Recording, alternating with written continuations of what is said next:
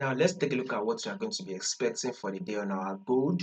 So if you are yet to subscribe to the channel and you've not done that yet, make sure you do to click on the subscribe button, like and share, and also make sure you follow the Telegram channel in order for you not to miss out on any updates. You'll find a link to the Telegram in the comment section. Now, if you want to zoom it out, you will see that on our gold, we are in an uptrend.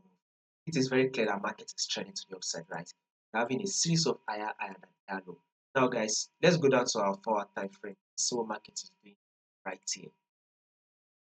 Now, this is the trend on our gold. Market is also trending to the upside. As you can see, the high and the higher low. Now, this is also seen as the higher high, and here comes the higher low, right? Market was able to push up again to form a new higher high, and here comes the higher low, right? Market then push up again to form a new higher high, and this has come to give us an equal higher low. So from this equal higher low, we should be expecting market to bounce off from this level. So we should be anticipating for a bullish move next on our gold. Also have it in mind that there's possibility that market will likely to drop one more time to take out this low.